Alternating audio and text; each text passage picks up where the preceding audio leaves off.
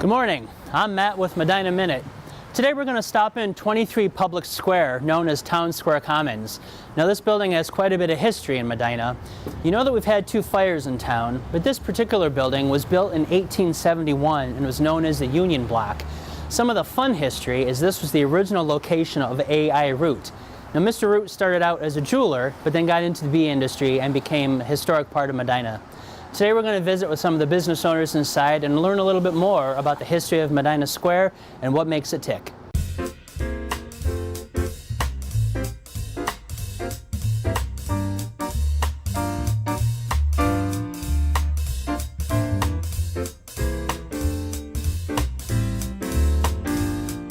So this morning we're sitting down with my friend Annalise from Medina Gem. Good morning, good to see you again. Good morning, Matthew, good to see you. So I'm going to jump right to the good part. Great. We've had this discussion before, which was awesome. We found out you're like a Russian princess, you have this major castle, you used to go on hunts, you're a markswoman or a sharpshooter. Yes.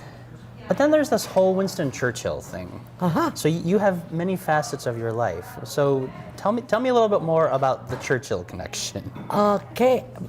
I hate this to say it being the right place and the right time. Sure. What I really wanted is to learn English. Okay. And I wanted to come to the United States, but at that time you needed a visa. So my girlfriend and I got tired of waiting for a visa, and we looked to see if we could get to England. Okay. And yes, an agency hired us, and we worked for about 4 months on the seashore of England, where people who don't go to the continent, Okay. they don't go to Italy or France, they go to the continent. Gotcha. The ones that don't go to the continent go to the English seashore. Okay. And there are beautiful hotels, and we worked there, no days off, just a couple hours in the afternoon. So when the season was over, we had quite a lot of money. So we went to London, to a hostel for young ladies, and we toured England till the money ran out. So then we decided we are not ready to go back to Switzerland. So we took what is called au pair, you know, Okay, like in the olden days, people would go to the town square for a 1 work day or 2 work day. Okay. The same thing with this. But since we were 2, mostly we were sent to huge estates Gotcha. who Okay. had large parties or a wedding or an outraging gathering. And so we said, all right, this is what we want, but we would like to have a permanent job. So we had to go to a permanent agency, and they said, oh, this is not so easy, large estates, possible. And so we said, why don't you just come every now and then? Okay. Which we did. Suddenly one day we walk into this office, the lady said something about Churchill, and we know Churchill Park, Churchill this, Churchill that, but not the Sir Winston. Oh, yes. Well, I guess if you want to learn English, go right to the top and work for Mr. Churchill. So they handed us pages and pages of information we had to send back to Switzerland. To make a long story short, FBI, CIA, any investigating organization in the world still knows more about me and my family than I will ever know. Okay, fair It enough. was like you were applying to a Supreme Court justice position. And we were called one evening that we had to go to Hyde Park Gate 28 to his London residence for an interview. We showed the taxi driver the address, and he looked at us, young girls, and he shook his head. I said, no, we have to go. So he drove us to Sir Winston's estate in London. We got out, knocked on that very heavy brass knock, and he was still standing there, not moving, till a very dignified gentleman opened the door, welcomed us. So the taxi driver shook his head and drove off. I said, oh boy, what a beginning. So I think it's that tenacity that you've brought with you to your business here that's made you so successful. I think so. I kind of think when you decide you want to do something, You do it. Yes, yes. You do it. And yes. you've been doing Medina Gem for how long now? Since 1987. Okay. And you were in Town Square in this historic building where we are today. You were one of the first tenants, Yeah, correct? yeah. The cafe was rented out. Wild Wing was at the time here. Okay. And then I was the third renter. So Mr. Rose said I could pick any place I liked. Yeah. So I picked this one, which I love. Now, I was looking through the wonderful website Beyond the Storefronts, Medina Square, that Bob Hyde did in the history of the town. Yeah. And it has you listed, but it has you listed as, was it Medina Camera and Gem? Were you a camera store before? Oh, yes. My late husband Okay. on West Washington had a camera shop. Oh, okay. And he invited me to come and join him and start my own business. So Yeah. I started that in 1987 with $1,140. How do you start with $1,140 and build into a jewelry store with beautiful stuff? How do you build a business like that? By the love of what you're doing, by a determination that Sure, you sure. said, and by never giving up. If you really want something, you will be tested and tested again and again. But if you believe in what you are doing, I cannot tell you how many 0 days I had crying driving home. Sure. And it took about 5 years where I thought I had the feeling I could make it. Okay. Wow. Really true. So 5 years before Yeah. you really thought And, this is okay. Yes. And Matthew, on top of it, I never went to a bank to borrow $1. Never. Okay. Wow.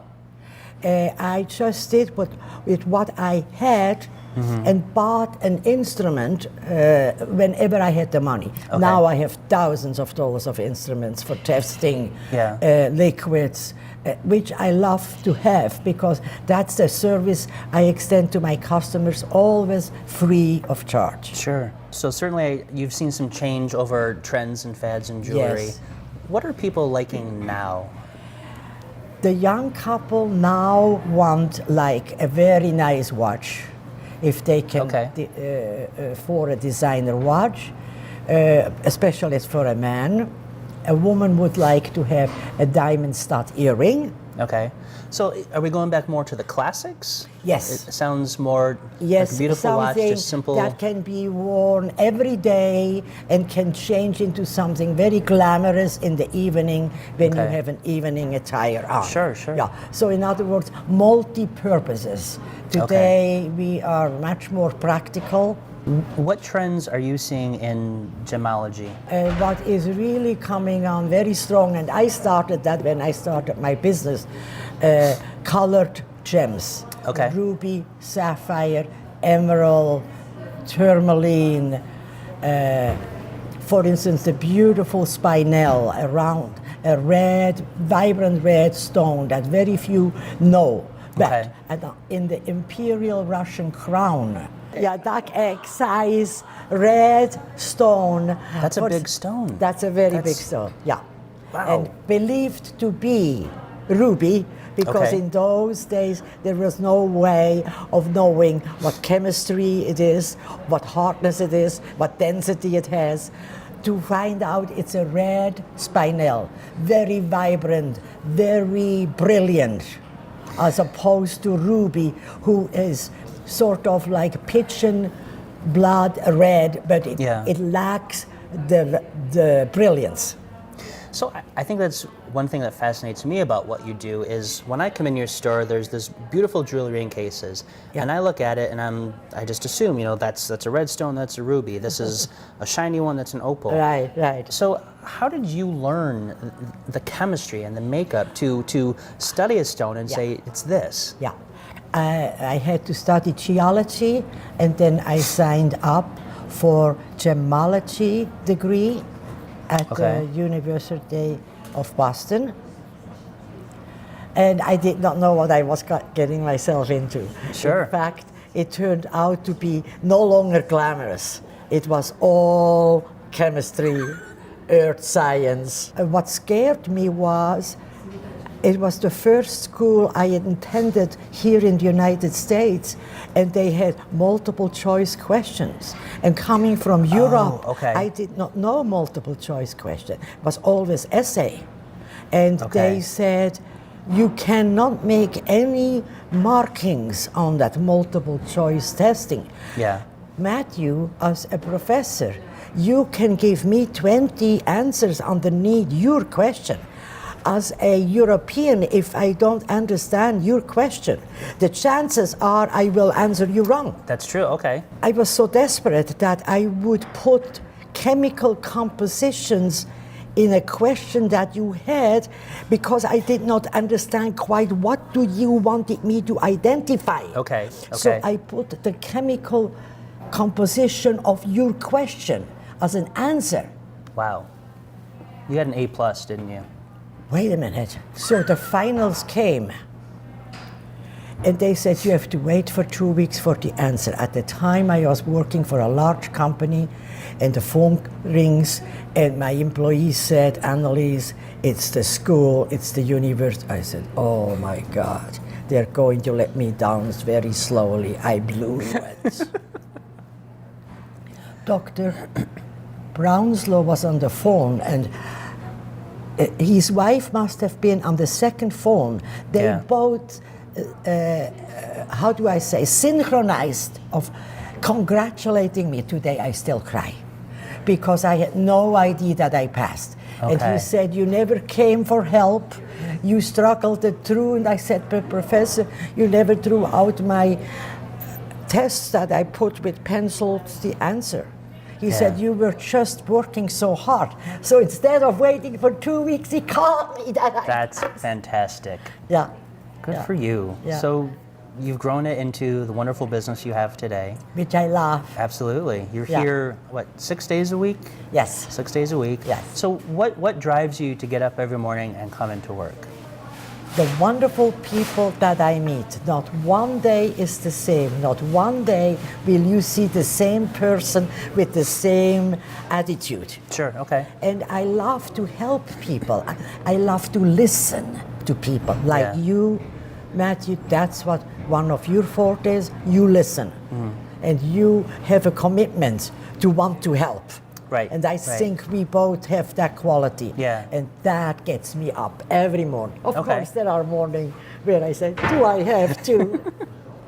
We all have those, right? Sure, sure. Well, I think it's what I see in you, and thank you for your kind words. Oh, I mean I think it's a commitment to the service industry, and you want to help people and make things better. Yeah. And you get to do that in your store by helping a young couple choose a ring or earrings. Right.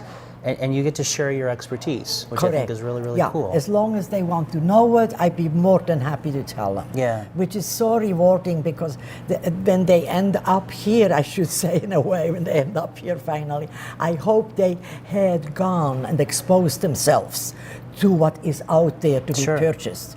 And most of them have. And then sometimes I'm surprised that they come to us. Yeah. And they said, we would like some honest answers. Okay. Now, that sometimes gives me goose pimples. Sure. Because they say, you have the reputation of honest, good work without being gouged in the price. Right. But earning that respect and trust is much more valuable than any money on any sales slip. Absolutely. Seriously. Well, good for you. You've been here a very long time, and we hope you're going to be here much longer. Maybe we'll go for, I don't even know what's after a bicentennial. We're celebrating 200 years. Thank you for bringing it up. Sure. I love that year today, this coming year, because coming from Europe, tradition and appreciation for the past is very strong in the European. So yes, I'm looking so much forward what's going to happen here in town. Yeah. Thank you again so much. It's always a treat to speak with you and learn more about you. It's a pleasure to have you and back, and thank you for all your hard work. Thank you very much.